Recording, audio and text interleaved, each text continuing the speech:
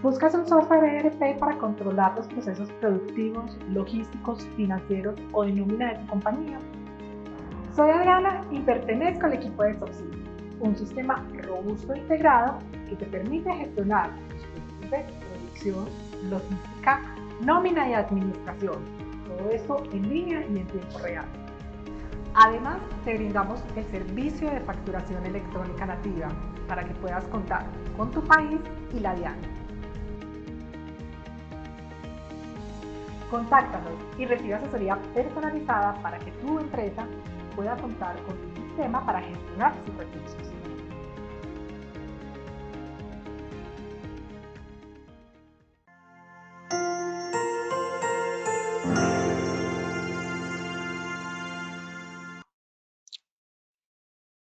Muy buenos días. Les queremos agradecer a todas las personas que nos están acompañando el día de hoy.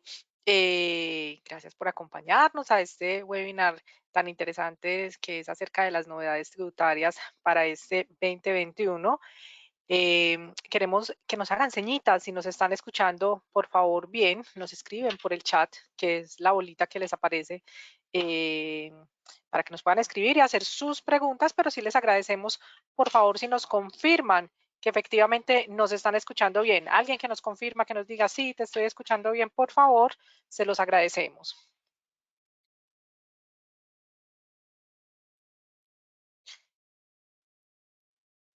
No, nadie nos está escuchando, están muy tímidos o no nos están escuchando.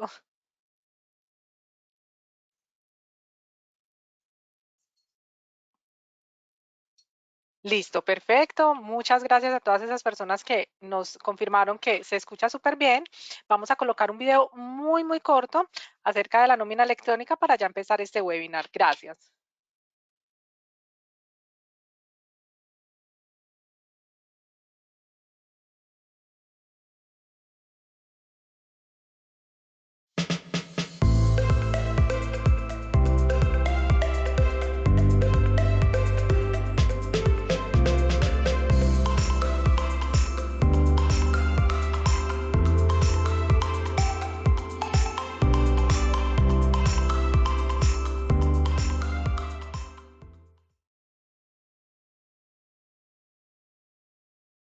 Ahora sí, damos inicio oficial a este webinar de novedades tributarias para el 2021. Antes de empezar, digamos, con toda esta parte teórica, les contamos que nos pueden seguir en nuestras redes sociales.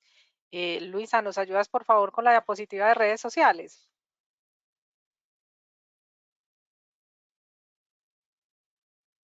Nos pueden seguir en Facebook, nos pueden seguir en LinkedIn, nos pueden seguir en Instagram o en el canal de YouTube. Les contamos que para nosotros nos pueden seguir en Softsin ERP y ahí publicamos todos nuestros videos, publicamos nuestros artículos, publicamos nuestros próximos webinars.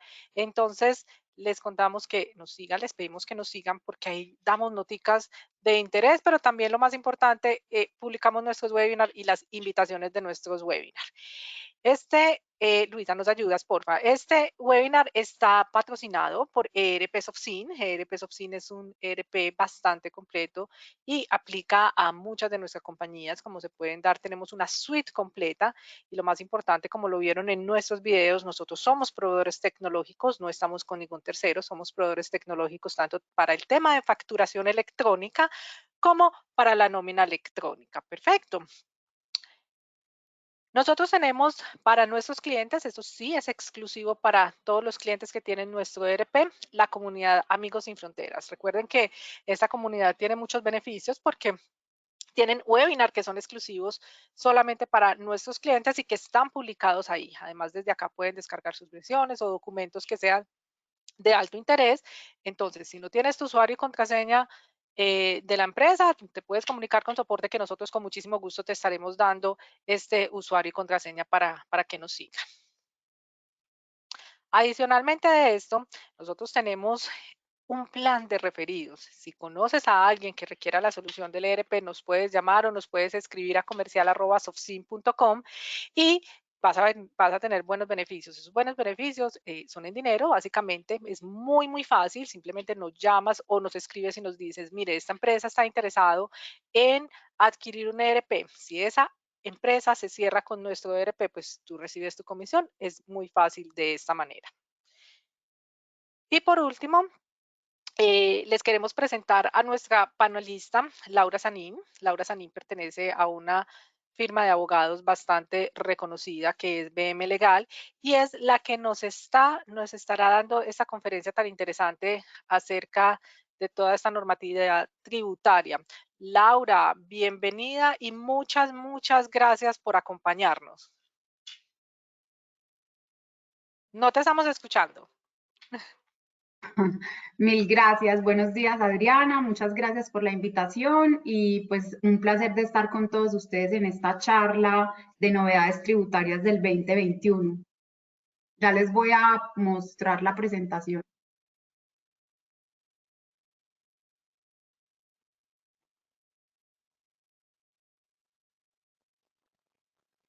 ¿Me permites otra vez de pronto el control?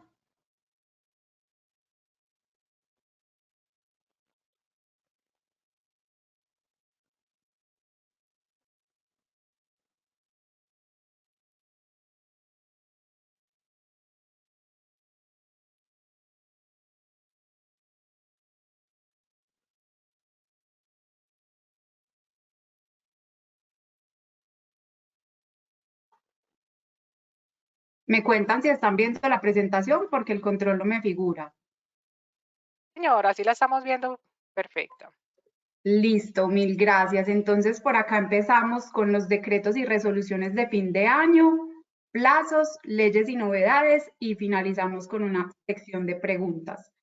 Respecto de decretos y, pues, digamos, resoluciones de fin de año, tenemos la resolución 00111 de 2020, mediante la cual se fija el salario, espérense en que acá la pantalla no me deja ver la presentación, se fija la VT, la VT queda en 3.308 pesos y pues recordemos que la VT es una unidad de medida para efectos y disposiciones de carácter tributario.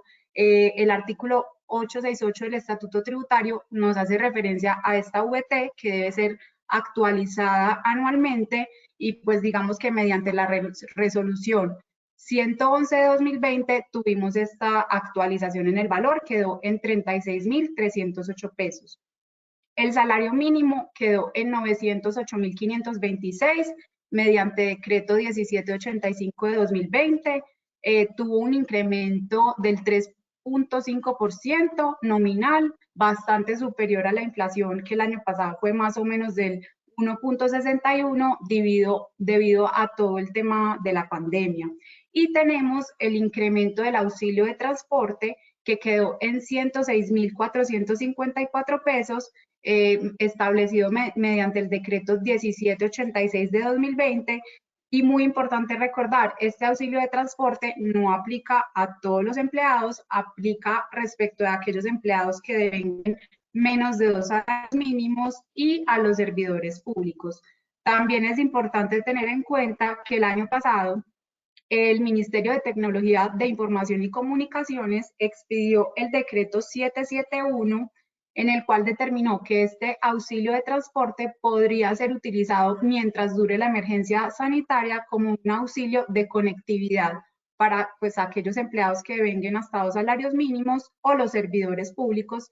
Eso sí, no puede ser, digamos que concurrente con el auxilio de transporte y tampoco aplica para aquellos trabajadores que ya tienen, digamos que, un trabajo en casa implementado mediante una norma, pues, digamos, laboral, que es la ley 1221 de 2008.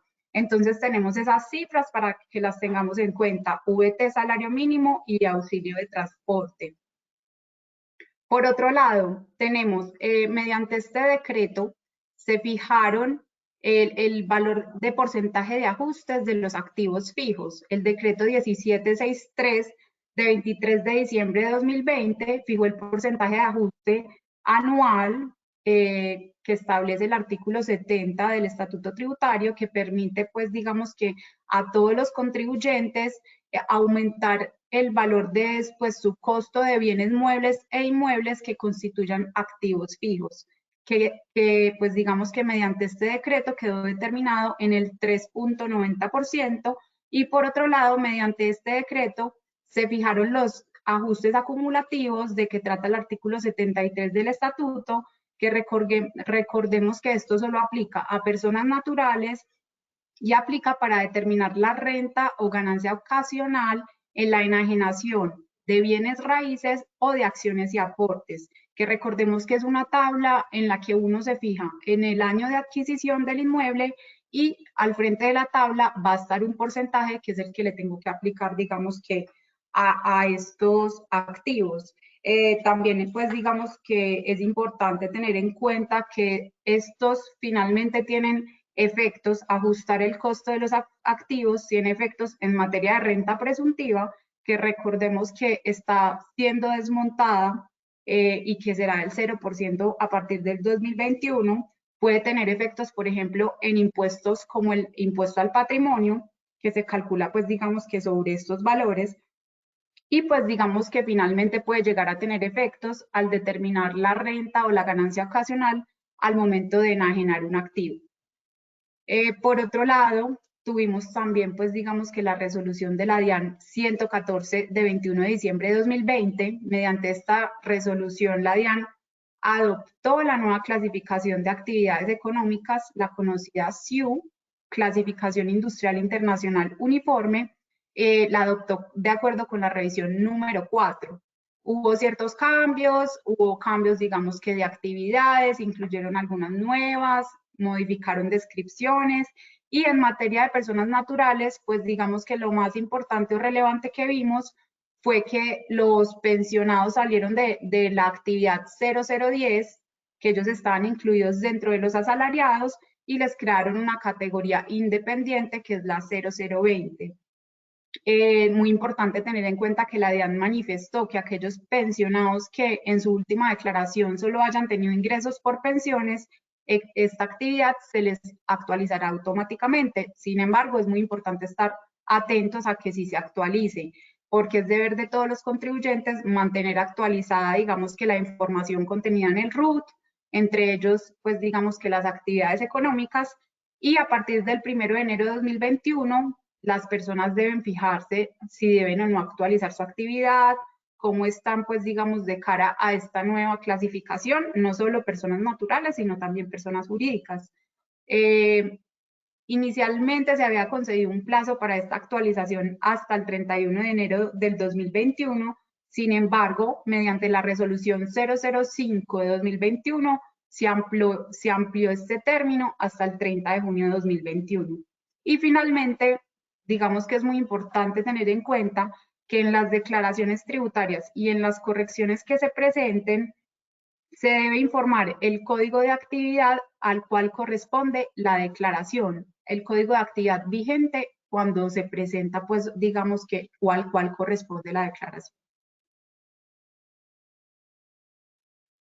Ahora sí, digamos que entrando en materia, digamos, normas de fin de año y bastantes que han salido este inicio de año, tenemos el tema de la facturación electrónica. Recordemos que todo el año pasado se dio una regulación y reglamentación en torno a la factura electrónica con validación previa. Tenemos el decreto 358 del 5 de marzo de 2020 y la resolución 42 del 5 de mayo de 2020, que es como todo el cuerpo normativo de la facturación electrónica.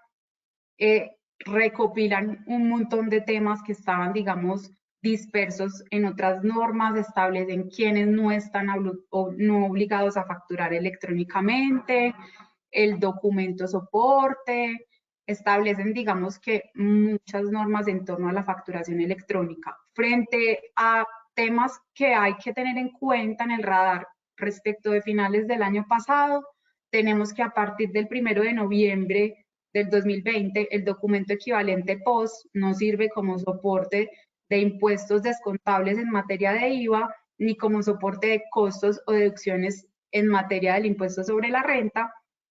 Y pues digamos que los vendedores y prestadores de servicios que estén obligados a facturar electrónicamente pueden usar, pues digamos que el POS para soportar las operaciones de venta, pero si el adquirente les requiere una factura electrónica para el adquirente poder soportar sus costos, deducciones e impuestos descontables, ellos están obligados a suministrar esa factura electrónica. Por ejemplo, un restaurante, un almacén. Tenemos también que a fin de año, digamos que va a ser muy importante el tema de cuáles son los costos y gastos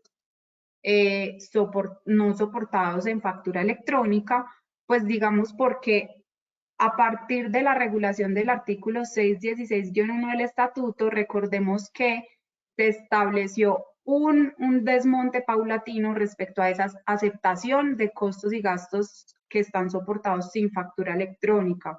Entonces, en el año 2020 va a ser del 30%, que ese es el porcentaje máximo que se puede soportar sin factura electrónica. En el 2021, que es este año, va a ser del 20% y en 2022 del 10%. Frente al año pasado, que es el año 2020, y debido a que el año pasado, pues digamos que en todo el año se llevó a cabo el calendario de implementación de la factura electrónica, que algunos calendarios pues se aplazaron, tenemos una norma particular que nos estableció que frente al 2020, ese límite solo va a aplicar respecto del periodo comprendido entre el 2 de noviembre y el 31 de diciembre de 2020.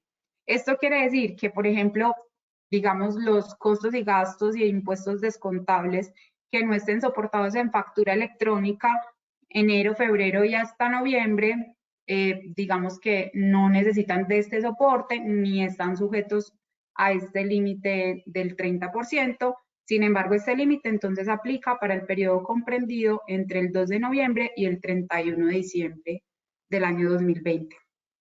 Tenemos, muy importante acá, al lado izquierdo de la presentación, unas nuevas resoluciones emitidas por la DIAN en torno al tema de la facturación electrónica, la 012 del 9 de febrero de 2021, que modificó en unos aspectos puntuales la resolución 42, la resolución 0013 de 11 de febrero de 2021, que es un tema, pues, digamos, muy importante en este momento, que es la implementación y el desarrollo del documento soporte del pago de la nómina electrónica, y la resolución 015 de 11 de febrero de 2021, que desarrolló todo el tema del registro de la factura de venta, y en este caso electrónica, como título valor, ¿cierto? Que había sido también, digamos que, desarrollado un poco a través del artículo 616-1 del Estatuto Tributario, y que finalmente quedó comprendido en esta resolución, y es lo que nosotros llamamos el RADIAN. Tenemos entonces por acá unos principales aspectos regulados en la resolución 0012 del 9 de febrero de 2021, que fue la que modificó un poco la 42. Resaltamos, digamos, que el instrumento denominado contenedor electrónico deberá estar firmado por el facturador electrónico al momento de la generación para garantizar la autenticidad, integridad y no repudio de la factura electrónica de venta. Cuando la entrega del bien o la prestación del servicio se realiza en el exterior, no va a ser obligatorio indicar en la factura electrónica la dirección del adquirente.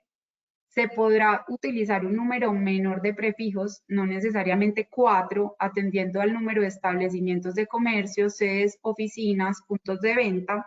Y a partir del 1 de julio de 2021, los facturadores electrónicos que adquieran bienes o servicios de no obligados a expedir factura o documento equivalente y que por ende deban expedir el documento soporte, tienen que adoptar el anexo técnico para generar y transmitir ese documento soporte de forma electrónica.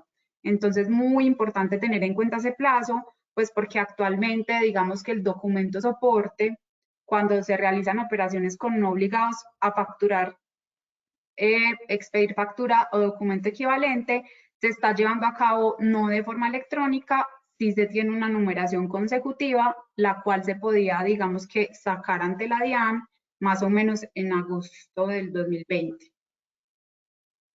Por otro lado, tenemos ya ahora sí, pues digamos que el tema actual del documento soporte de nómina electrónica.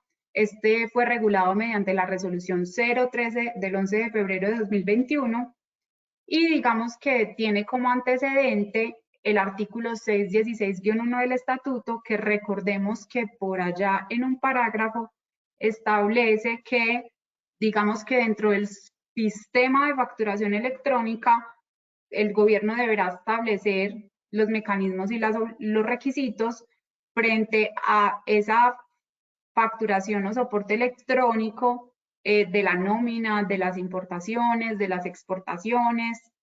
Entonces, digamos que a raíz de esa regulación es que surge toda esta reglamentación de la nómina electrónica.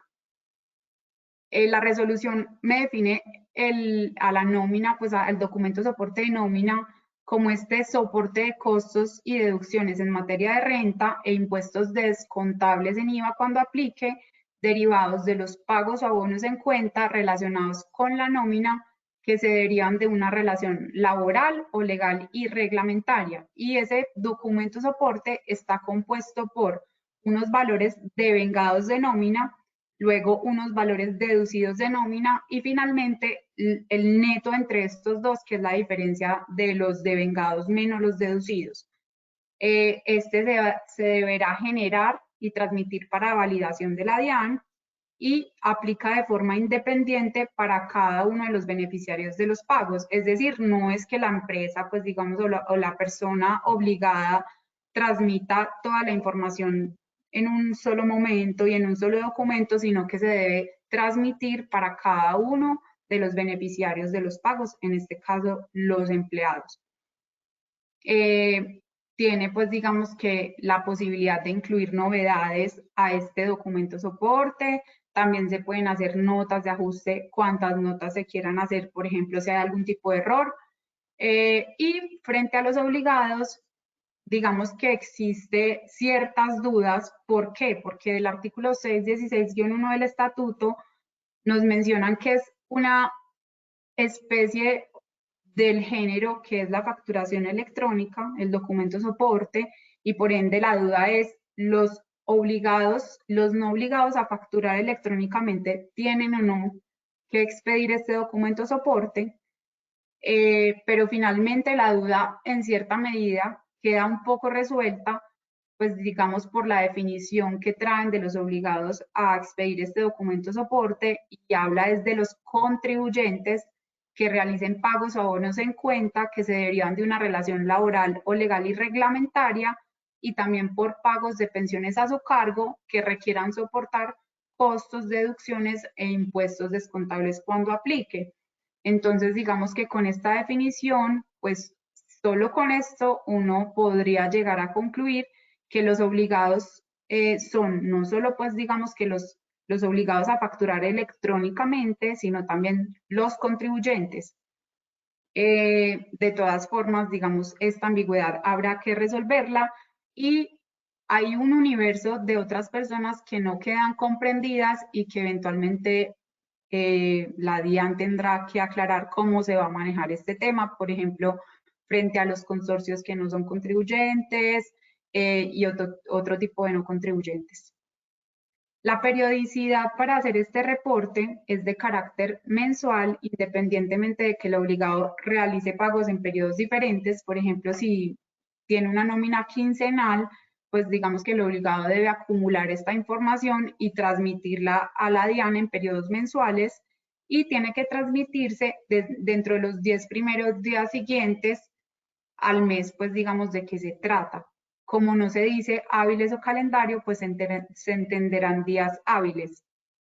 Todas las condiciones de este documento de soporte de nómina electrónica están contenidas en el anexo técnico que está en esta misma resolución, y pues digamos que es importante tener en cuenta que no solo basta con el documento soporte para yo poder tomar mi costo o deducción del salario, sino que también tengo que mirar los requisitos del estatuto y cumplir con ellos, que se haya practicado la retención en la fuente, que se hayan realizado los aportes a seguridad social y para fiscales, para que yo pueda, pues digamos que tomar este costo o deducción.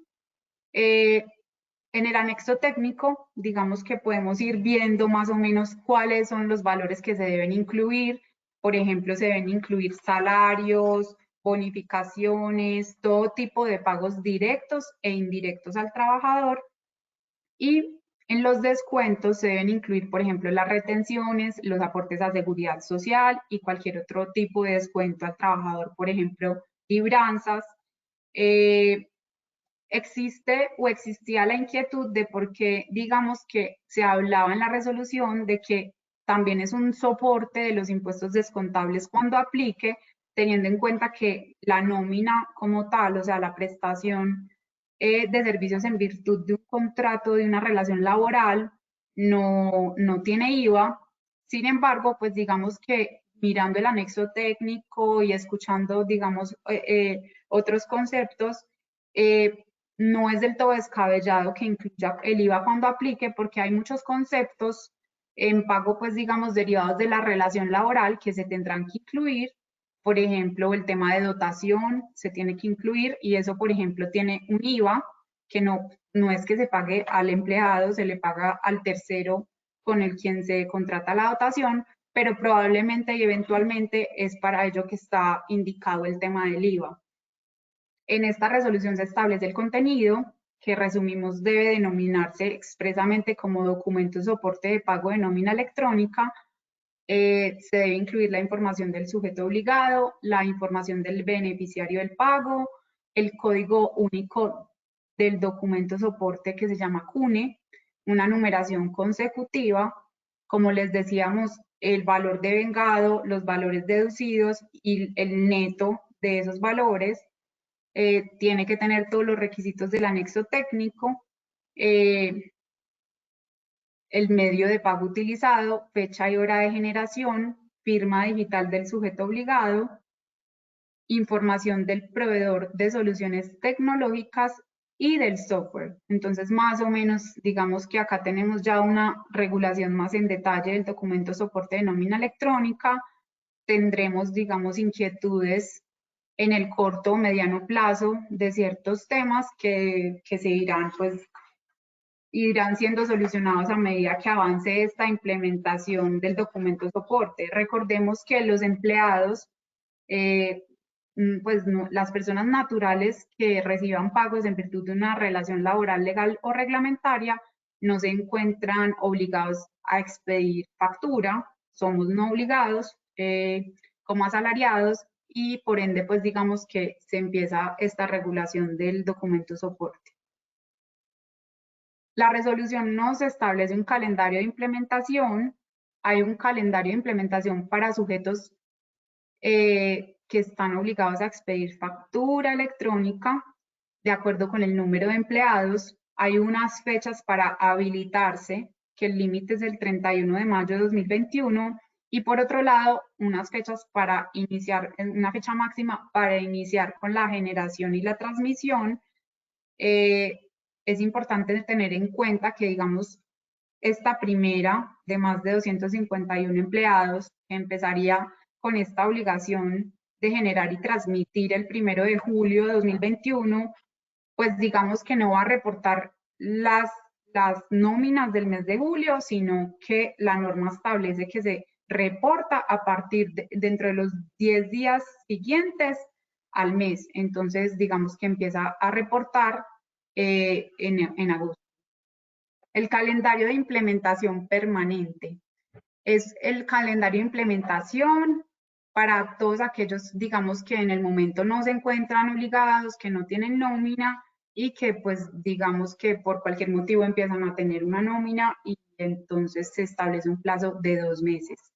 Y el calendario de implementación para no obligados a expedir factura electrónica de venta, es bastante lejos, pero lo tenemos. Fecha de inicio de habilitación el 31 de marzo de 2022 y fecha máxima de generación y transmisión el 31 de mayo de 2022. Entonces, estos son los calendarios. Recordemos entonces que para los que están obligados a facturar electrónicamente hay una fecha de habilitación y una fecha máxima para iniciar y que la norma establece expresamente que digamos que la obligación va a ser a partir de los 10 días al mes siguiente. Tenemos por otro lado la resolución 15 del 11 de febrero de 2021. Esta regula el tema de la facturación electrónica como título valor, toda la circulación a través del RADIAN.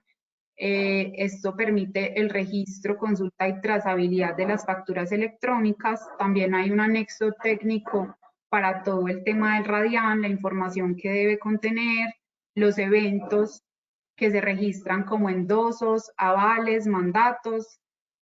Muy importante tener en cuenta que el no registro de la factura electrónica en el RADIAN no impide su constitución como título valor, siempre y cuando cumpla pues con los requisitos previstos en materia de legislación comercial para que sea un título valor. Recordemos, como ahorita lo dijimos, que todo esto nace de la regulación que trae el artículo 616-1 del estatuto, que establecía que la DIAN en la plataforma electrónica incluirá el registro de las facturas electrónicas consideradas como título valor, y que el año pasado tuvimos una regulación mediante el decreto 1154 de 2020 relacionado con todo este tema de la factura, ya digamos que electrónica como tal, como un título valor. Entonces se establecen los requisitos para que esta factura electrónica sea considerada título valor, que son los del Código de Comercio, los del artículo 617 del Estatuto Tributario y los contenidos en la resolución de facturación electrónica. Tiene que tener una fecha de vencimiento, tiene que tener un recibo del bien o prestación del servicio y una aceptación tácita o expresa o reclamo de la factura para, pues digamos que ser considerado un título valor. Cumplidos estos requisitos, el emisor o el facturador, si lo desea, manifestará la voluntad de poner en circulación la factura electrónica como título valor a través del sistema desarrollado por la DIAN, que es el RADIAN. Dejando ya a un lado el tema de la facturación electrónica, que de eso sé que vamos a hablar mucho por esta época. Yo voy a quitar la cámara porque se puso un poco lento el internet, entonces más fácil les comparto solo la presentación. Tenemos el año pasado una reglamentación en el impuesto de la renta de las personas naturales mediante el decreto 1435 de 2020. Recordemos que mediante la ley 1943 de 2018, que fue la ley de financiamiento, se cambió un poco el régimen cedular de las personas naturales, se redujeron las cédulas, quedando la cédula general conformada por la cédula por las rentas de trabajo, rentas de capital y rentas no laborales, la cédula de pensiones y la de dividendos y participaciones. Esto aplicó, digamos que para el año grabable de 2019, la ley 1943 fue declarada inexequible por la Corte Constitucional y a raíz de ello se expidió la ley 2010 de 2019. Y entonces lo que hace este decreto es simplemente replicar lo que ya se había reglamentado frente a la 1943, que fue declarada inexequible. De esto, pues, digamos que no tenemos novedad al respecto, pero es importante tener en cuenta que hubo esta reglamentación. Frente a medios magnéticos, tenemos la resolución 70 del 28 de octubre de 2019, que establece los obligados a suministrar información exógena por el año grabable de 2020, contenidos, características técnicas y plazos, modificada recientemente, hace escasos días, mediante la resolución 23 de 12 de marzo de 2021. Muy importante tener en el radar esta modificación. De ella resaltamos que en esta modificación se eliminó la obligación de reportar al beneficiario efectivo y también hay otros cambios, entonces hay que tenerla, digamos, muy pendientes esta resolución. Y está por otro lado la resolución 98 del 28 de octubre de 2020, que establece los obligados a suministrar información exógena por el año grabable 2021, contenidos, características técnicas y los plazos. Acá pasando rápidamente, en materia, digamos, de impuestos municipales, tenemos que mediante el acuerdo 023 se modificó el acuerdo 066 de 2017 de Medellín, digamos que principalmente actualizando a los contribuyentes de actividades que no son objeto de retención de ICA. Se adoptó el régimen simple de tributación y se modificaron las tarifas del impuesto predial.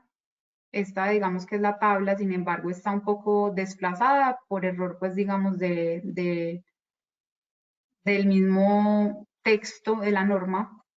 Y las tarifas, digamos, para no residenciales. Todas estas modificaciones están en el acuerdo 023 del 2020. Frente a los plazos, mediante el decreto 1680 del 17 de diciembre de 2020 se establecieron los plazos para cumplir con las obligaciones en la vigencia fiscal 2021. Los plazos de grandes contribuyentes están: primera cuota entre el 9 de febrero y el 22 de febrero del 2021, declaración y pago segunda cuota entre el 12 de abril y el 23 de abril de 2021, y el pago de la tercera cuota entre el 9 de junio y el 23 de junio de 2021. Por otro lado, las personas jurídicas tienen que declarar y pagar la primera cuota entre el 12 de abril y el 7 de mayo de este año, ya es próximo. Pago segunda cuota entre el 9 de junio y el 23 de junio, y las personas naturales al finalizar el año entre el 10 de agosto y el 20 de octubre. Muy importante tener en cuenta que también existe una obligación de presentar declaración de activos en el exterior. Tiene las mismas fechas para la declaración de renta en el año 2021. Recordemos que esta declaración nace cuando el valor patrimonial de los activos que se posean en el exterior a 1 de enero de 2021 sea superior a 2.000 VTs, y simplemente recordar que si bien se presentan en la misma época que se va a presentar la renta de 2020, esta declaración corresponderá al periodo 2021 porque su hecho generador es el 1 de enero de 2021. Existe un proyecto de decreto que modifica el plazo para el pago de las cuotas de las declaraciones del impuesto sobre la renta para personas jurídicas que sean micro y pequeñas empresas.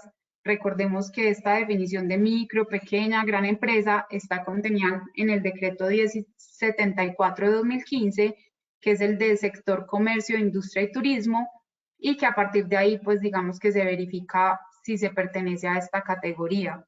Se tiene pensado que la primera cuota se pague entre el 9 de junio y el 23 de junio de este año, y la segunda cuota entre el 9 de noviembre y el 23 de noviembre. Acá solo estamos hablando del pago de cuotas. Como está, digamos que proyectado este proyecto de decreto, no es que se vaya a aplazar el término para presentar la declaración. Tenemos, digamos que el universo de no obligados a presentar declaración de renta por el año gravable 2020. Los que sean no responsables de IVA y que no excedan estos valores indicados en la presentación, las personas naturales no estarán obligadas a presentar declaración de renta. Tampoco las personas naturales o jurídicas extranjeras no residentes fiscales en Colombia, cuando sus ingresos que hayan sido de fuente colombiana se les haya aplicado la retención en la fuente. Y las personas naturales o jurídicas que pertenezcan al régimen simple, pues porque digamos que el régimen simple los del régimen simple tienen un régimen particular distinto al régimen del impuesto sobre la renta. El régimen simple abarca el impuesto, digamos que de renta como tal, y también el ICA. Estos son los plazos al lado derecho del régimen simple. Mediante este decreto 1680 también se regulan los plazos para declarar y pagar el IVA y las declaraciones de retención en la fuente. Recordemos que los periodos de IVA están regulados en el artículo 600 del estatuto, que pueden ser de carácter bimestral o cuatrimestral, dependiendo de ingresos brutos, para lo cual hay que remitirse, digamos que a esta norma.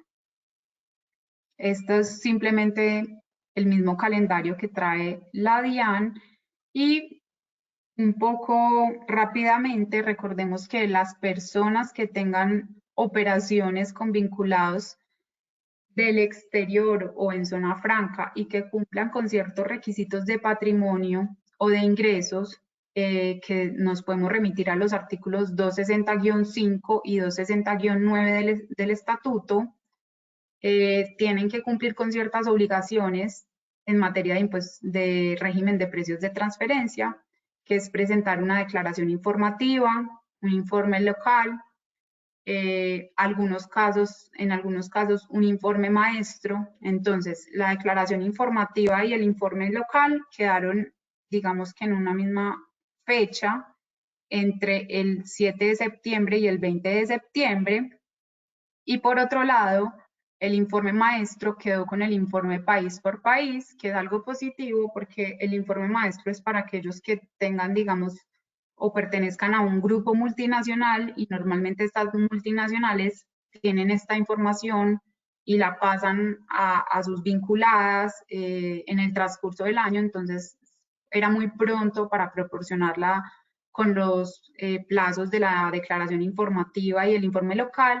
Entonces lo que hicieron mediante este decreto fue acoger como todas esas sugerencias y establecieron los plazos de la presentación del informe maestro juntos con los del informe país por país, y es a final de año, entre el 10 de diciembre y el 23 de diciembre. El informe país por país sí es algo, digamos que muy puntual para ciertos grupos multinacionales que cumplan con muchos, pues algunos requisitos de ingresos que son relativamente altos. Finalmente tenemos que mencionar la circular de la Superintendencia de Sociedades, la 100-0015 del 10 de diciembre de 2020,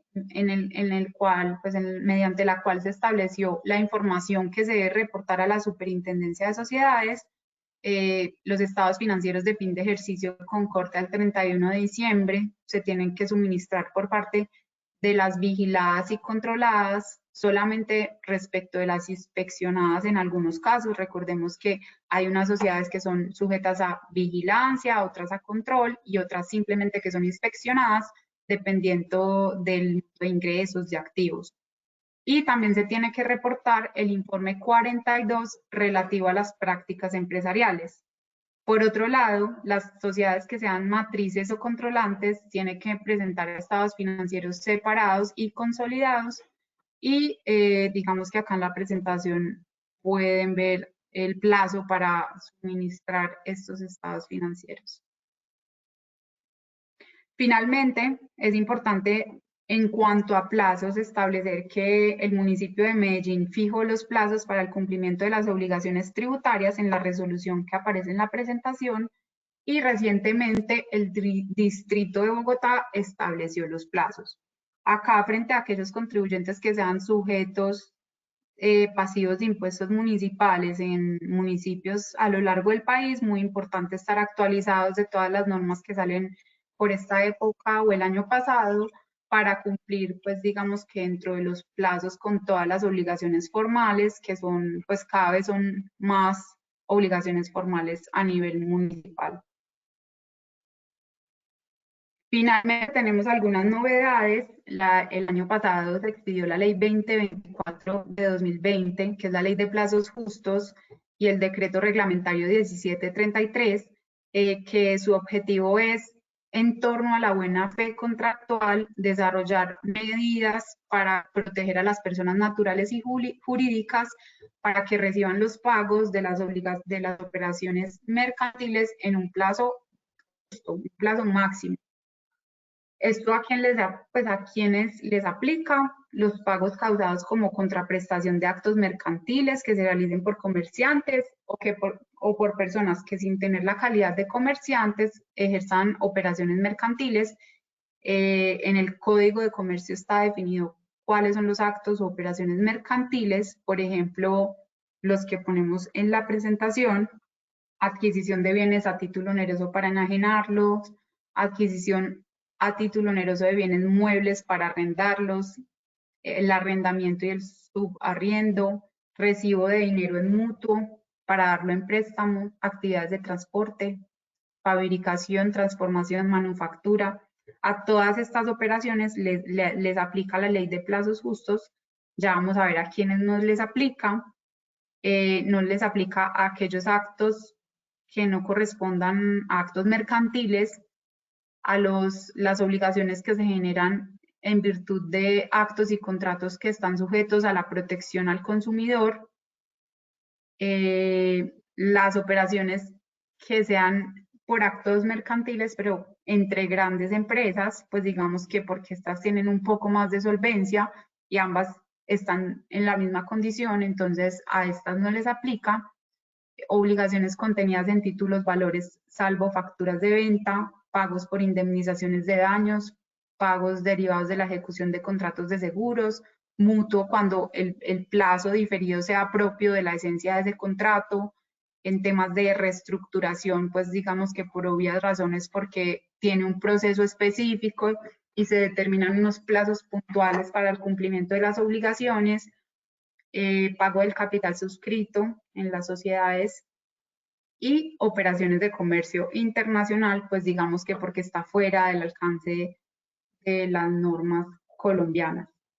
Esta obligación de pago en plazos justos consiste en que durante el primer año de vigencia de la ley, que es entre el 1 de enero del 2021 y el 31 de diciembre, el pago por estas operaciones se tiene que llevar a cabo a los 60 días calendario.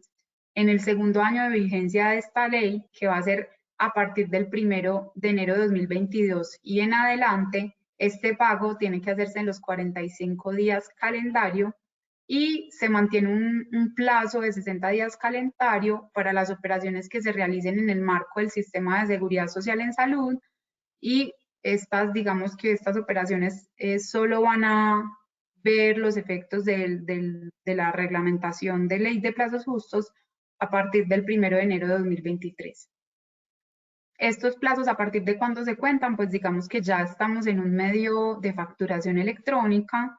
Entonces, hablando de facturación electrónica, cuando el adquirente reciba por medios electrónicos la factura de venta, el plazo comienza a correr a partir de la recepción de la factura que cumpla con los requisitos.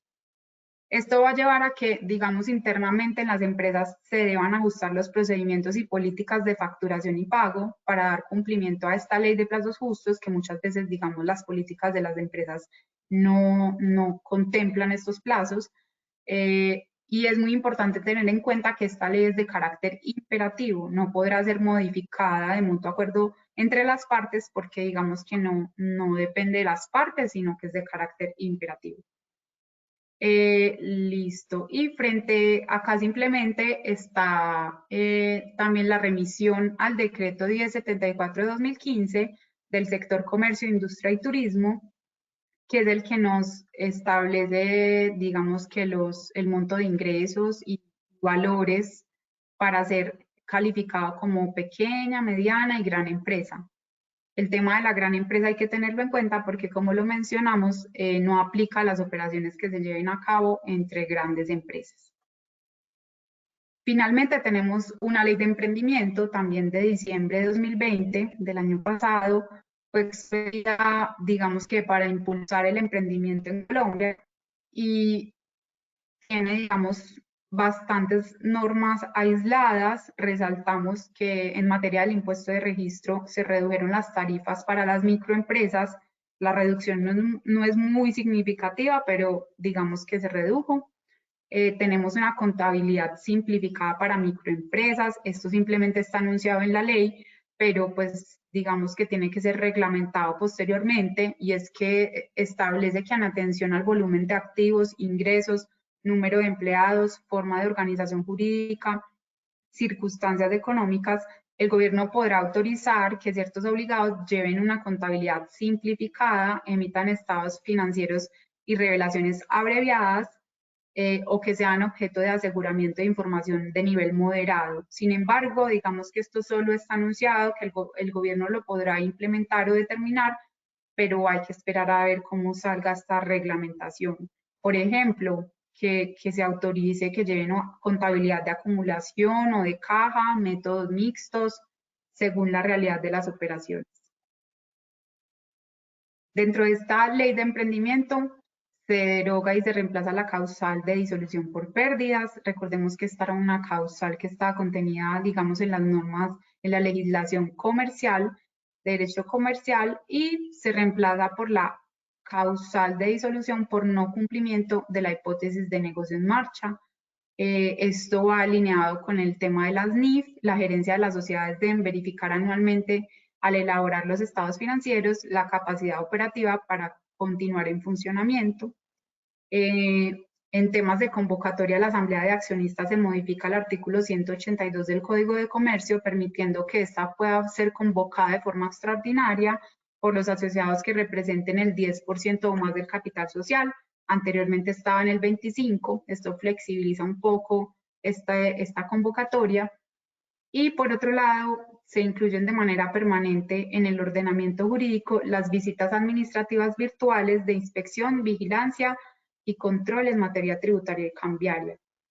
En materia tributaria también tenemos que hay unos bienes excluidos que pasan a ser exentos, lo que es muy positivo porque recordemos que frente a estas personas que venden bienes excluidos, su IVA, digamos, en las adquisiciones que realizan es un mayor valor del costo porque no lo pueden descontar.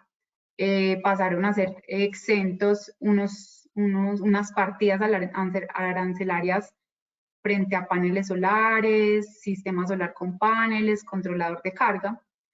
Por otro lado, tenemos devolución de saldos a favor, que se incluyó un parágrafo transitorio en el artículo 850, con la posibilidad de que se soliciten en devolución o compensación los saldos a favor de IVA por la venta de bienes exentos, que recordemos que se había establecido de manera transitoria una exención en materia de IVA a bienes e insumos que sean destinados a la atención de la emergencia sanitaria. Entonces, se reguló como la devolución de estos IVAs, y ya no solo, pues, digamos, que se imputen en las declaraciones. Esto se tiene que llevar a cabo durante la emergencia. Si no se lleva a cabo durante la emergencia, entonces los que no fueren solicitados como devolución podrán ser imputados en las declaraciones de los periodos siguientes. Y donaciones a Impulsa se adicionaron como deducción o descuento en el impuesto sobre la renta. La donación a Impulsa y aún está, digamos, que sujeta a reglamentación del gobierno nacional. Finalmente, solo para tener en cuenta, la Superintendencia de Sociedades modificó integralmente todo el tema de las políticas para el control y prevención de lavados de activos y financiación del terrorismo mediante la circular externa 100-016, y digamos que es muy importante tener en cuenta porque aplica ya a muchas empresas que antes no les aplicaba. En principio, pues a las empresas sujetas a vigilancia o control de la Superintendencia de Sociedades, con ingresos totales o activos totales superiores a 40.000 salarios mínimos del año inmediatamente anterior, y a unas empresas que pertenezcan a ciertos sectores y que cumplan con unos requisitos. Para cada sector hay unos requisitos que están en esta, digamos que en esta parte de la presentación. Y simplemente tenerlo en el radar para revisar si las empresas en las que se encuentran ustedes están obligados, pues digamos que a cumplir con estas nuevas regulaciones en materia de lavado de activos y financiación del terrorismo.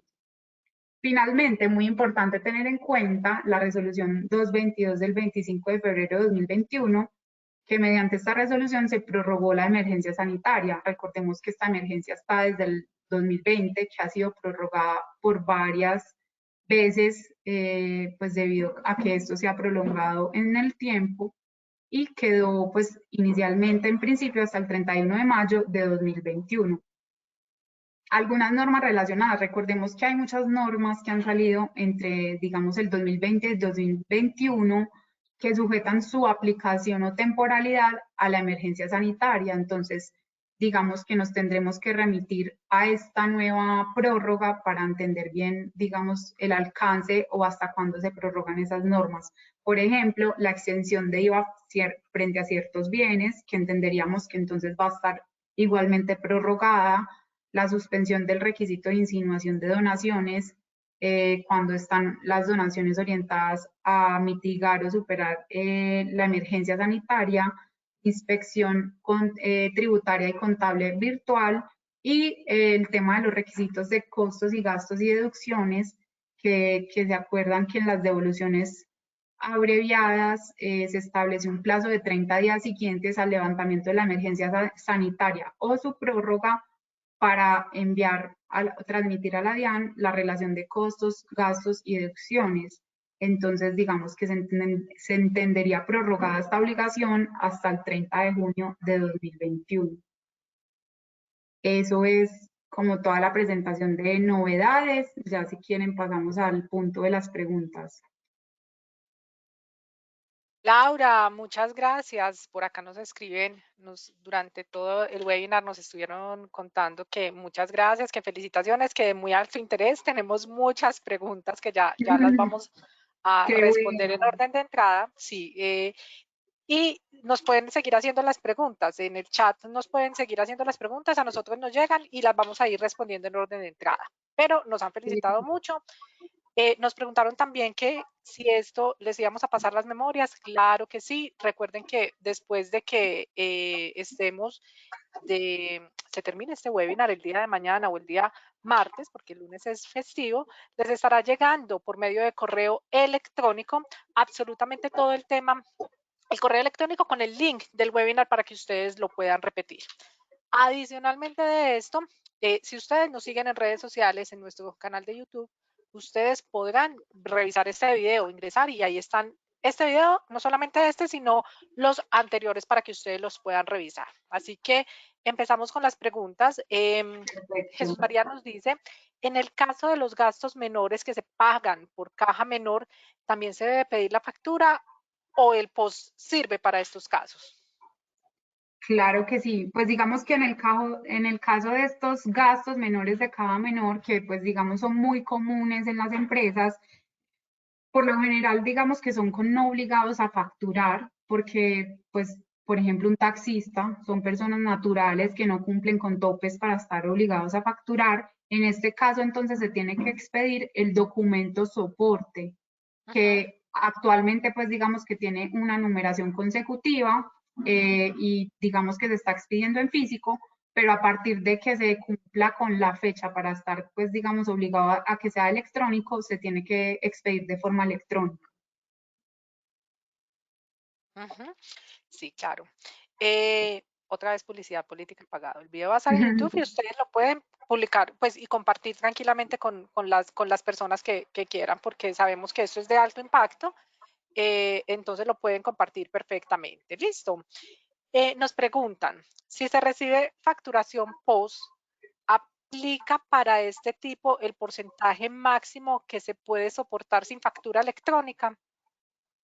Esa es una muy buena pregunta, porque digamos que hay posiciones encontradas. Una posición es la que dice que, digamos que por la resolución 42 como tal, al establecer que no es un documento soporte el POS, no será válido a partir del 1 de noviembre, entonces que yo ni siquiera lo puedo tomar como un documento válido, ¿cierto? A partir del 1 de noviembre, si yo tengo POS, tampoco me van a entrar dentro de ese límite del 30%. Digamos que yo creo que esa es la más atinada o conservadora, pues porque digamos que ya el POS como tal no va a ser un soporte. Hay otras posiciones que pues digamos que establecen que sí, que el POS se puede incluir dentro de ese 30% máximo a soportar sin factura electrónica. Pero recordemos que la resolución 42, cuando nos habla de ese tope máximo y nos dice como no se tendrán en cuenta para ese tope, por ejemplo, los documentos equivalentes, porque pues digamos que siguen siendo válidos, los documentos soporte, en documentos equivalentes, si no estoy mal, dice excepto por el POS. Entonces, digamos que lo más sano es que a partir del 1 de noviembre, si yo tengo POS, no me lo tome como deducción, no lo puedo soportar. Ok. Laura, nos preguntan, pues Laura, ¿por qué sabe tanto? Entonces también voy a hacer publicidad. Ay, qué lindo. No, Sí, digamos que estamos en aprendizaje y más que todo que estas normas cambian constantemente. Por ejemplo, el tema del documento soporte de nómina electrónica es muy nuevo. Probablemente uno acá diga cosas que en el tiempo van a cambiar, ¿cierto? Sobre todo por los vacíos que se vayan encontrando, porque sale doctrina de la DIAN o se regulen nuevamente.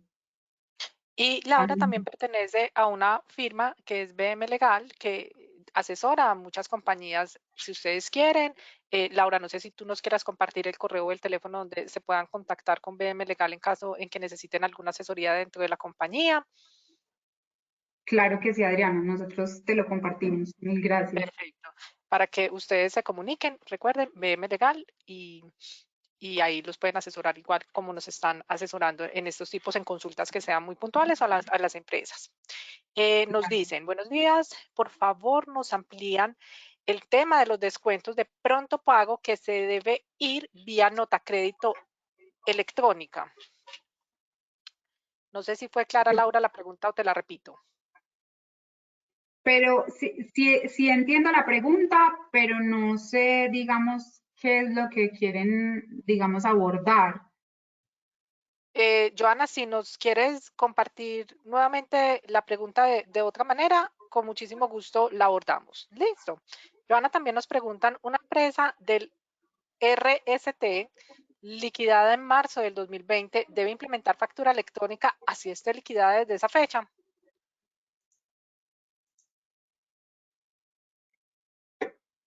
Tendríamos que mirar, pues, digamos, que el calendario de implementación, pero si estamos hablando de una sociedad del régimen tributario, RST, ¿qué es? ¿Régimen simple de tributación o régimen tributario especial? Joana también nos puede verificar este pedacito. Vamos a ver si por acá nos está En todo caso, diciendo. si está liquidada y pues hay una cosa, si está liquidada, pues digamos que ya no existe en la vida jurídica. Si está en proceso de, pues está en disolución y va a ser liquidada, eventualmente tenga que realizar operaciones para, digamos que finalizar toda su existencia, cumplir con obligaciones que le quedan pendientes. Y en ese sentido, pues digamos que si sigue cumpliendo con obligaciones formales, tendrá que facturar electrónicamente y cumplir como con los requisitos para las Y es operaciones. obligatorio. Sí. Y es obligatorio en ese momento. Listo. Nos hacen una pregunta de los colegios. Dice, los colegios que solo prestan servicios de educación deben transmitir, perdón, los colegios que solo prestan el servicio de educación deben transmitir la nómina. Creo que facturar no. ¿Por qué es así? No, a ver, facturar, no. Transmitir la nómina, sí. Pues digamos que de pronto es por esa inquietud que les mencionaba al principio del tema de nómina electrónica, y es que por los antecedentes uno creería que solo los facturadores electrónicos deberían estar obligados a la nómina electrónica. Sin embargo, cuando uno ya lee quiénes son los obligados a la nómina electrónica, se desprende que son los contribuyentes y se establece un calendario de implementación. Entonces, eventualmente por ese tema, aunque no estén obligados a facturar electrónicamente, sí estén obligados al tema de la nómina. Digamos que este documento de soporte de nómina se relaciona mucho con los costos y deducciones y son el documento que me van a soportar esas deducciones en los salarios. Si para ello lo necesitan, entonces sí.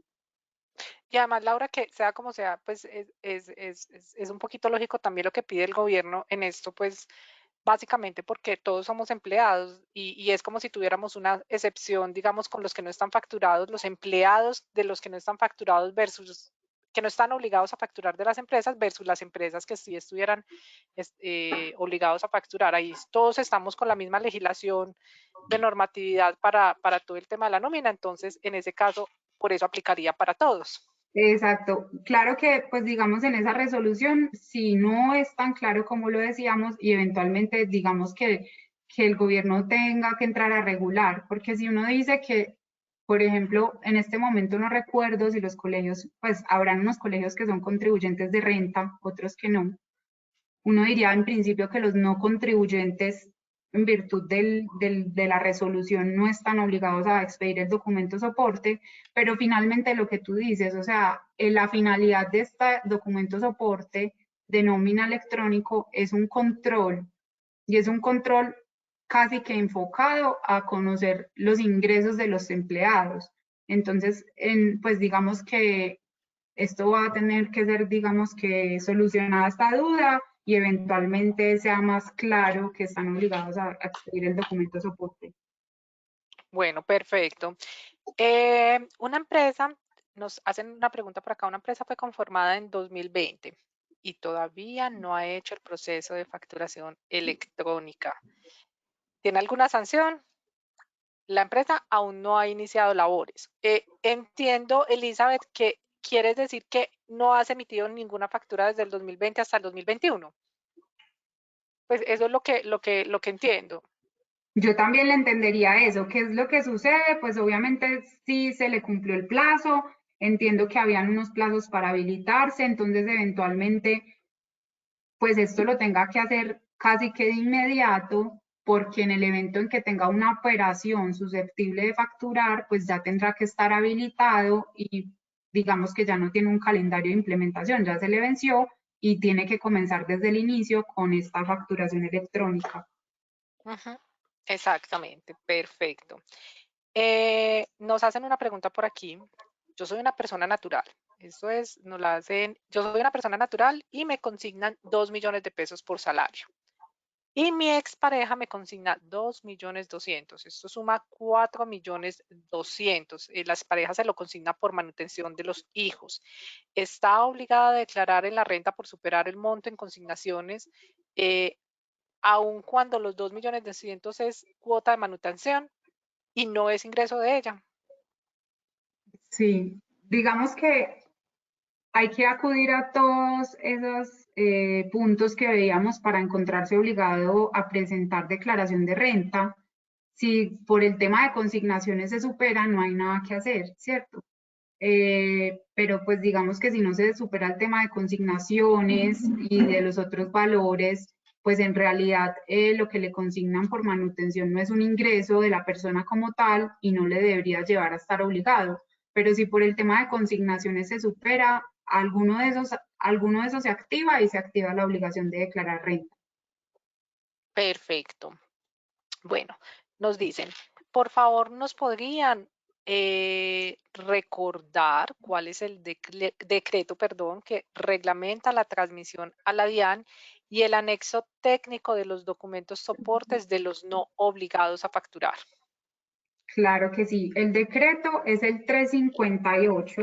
Pues todo este tema está en la reglamentación de la factura electrónica, que creo que es la pregunta que nos están haciendo.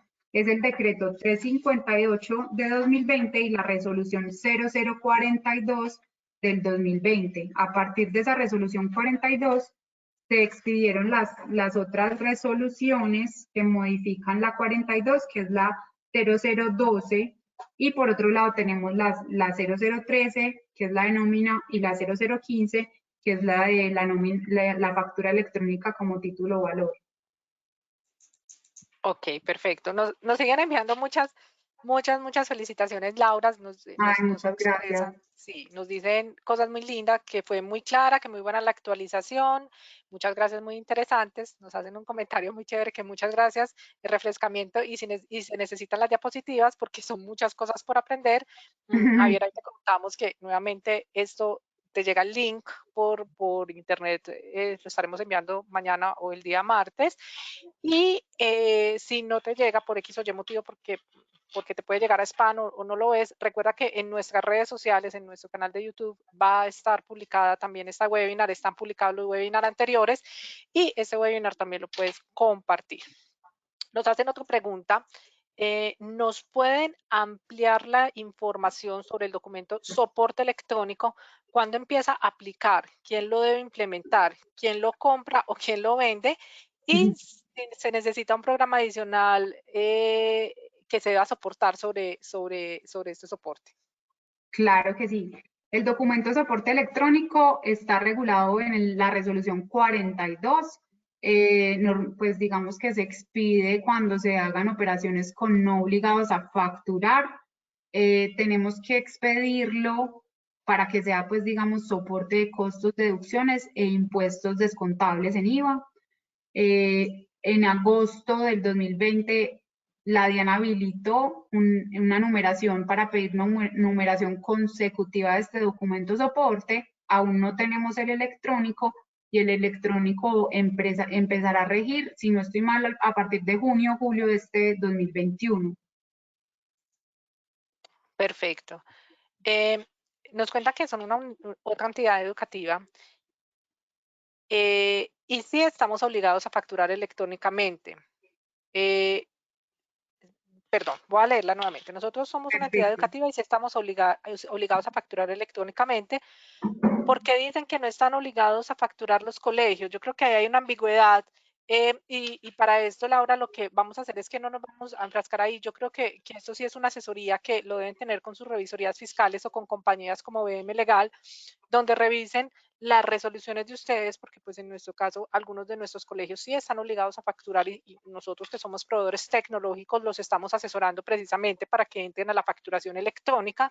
Entonces esa persona que nos dijo en el campo de atrás que no están obligados a facturar, los invitamos a que cada uno de ellos, o sea, todos los colegios, porque aquí, digamos, es un webinar muy general, que se asesoren con empresas especializadas o con la asesoría fiscal que tienen para que puedan resolver esas dudas puntuales que ustedes tienen. Nos hacen una pregunta muy interesante aquí, que la nómina electrónica se debe solicitar resolución. Resolución, no sé si tú, Adriana o Lina, lo recuerdan, yo pues no lo he visto, pero eventualmente sí se tiene que solicitar. Pues una numeración consecutiva sí tiene, entonces eventualmente pues aún no he visto que salga, pero sí tendrá que tener una numeración. Exacto. La DIAN está cambiando poco a poco.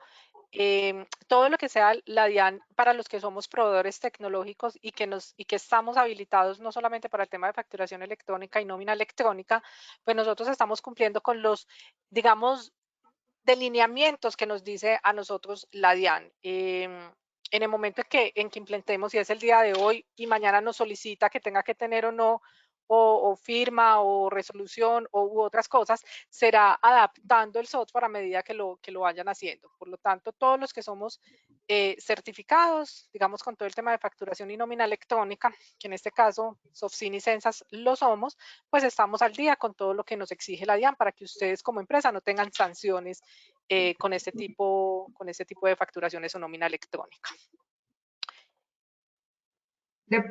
Frente a este tema de nómina electrónica, digamos que voy a hacer la precisión que yo les hablaba de que hay un calendario de implementación para los obligados a facturar electrónicamente, que es una fecha límite para habilitarse, que es en mayo de este año, y una fecha para comenzar a generar y transmitir el documento soporte de nómina.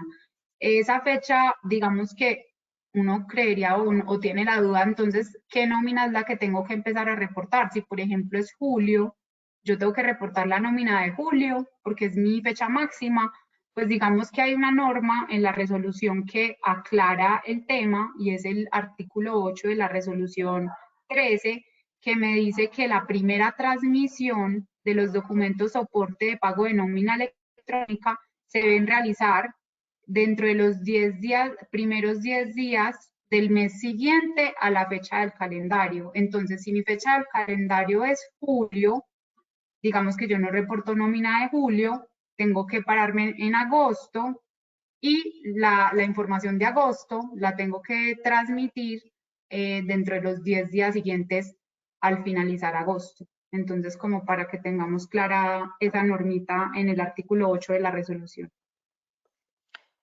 Nos hacen una pregunta que es muy sencilla respecto a la declaración. Si le consignan en un banco 25 millones de pesos y esos 25 millones de pesos se los traslada inmediatamente a otro banco, ¿está obligada a declarar? Pues digamos que estos valores que me están refiriendo a los obligados a presentar renta, si se trata de consignaciones, por ejemplo, o transferencias, eso va a quedar reflejado, así se pase inmediatamente a otro banco. Entonces, pues digamos que si supera ese tope de consignaciones o transferencias, sí tendría pues que declarar. Que declarar. Nos hacen otra pregunta, Laura, yo creo que ya la había respondido, pero posiblemente no le quedó clara al usuario, es si tienen facturas de tirilla, si tiene una factura de tirilla, ¿se la puede descontar toda o tiene que ser electrónica? Factura de tirilla, supongo que es como POS, ¿cierto? Sí, es POS, es POS. Imagino. Eh, digamos que la posición, recordemos que la resolución 42 estableció que a partir del 1 de noviembre el POS no va a ser un documento soporte para costos, deducciones en renta ni para impuestos descontables en IVA. Bajo esa interpretación, hay quienes consideran que a partir del 1 de noviembre, si yo tengo documentos POS, eso no me sirve para tomármelo como deducción o descuento, entonces digamos que será un costo o gasto no deducible y un impuesto de IVA no descontable. Hay otra posición, pues digamos que dice que dentro de ese cálculo del 30% que yo voy a hacer en el 2020, entre el periodo noviembre y diciembre, ahí puedo tener, digamos que en cuenta esos documentos post y que máximo el 30% puede ser, digamos, costo de deducción o impuesto descontable. Eh, yo creo que lo más sano es que si yo tengo un POS a partir del 1 de noviembre, pues digamos que ya no se tome ese valor y muy importante tener en cuenta que muchas veces cuando expiden esos POS, uno puede pedir antes de que se lo expidan una factura electrónica para pues, tener el respectivo soporte.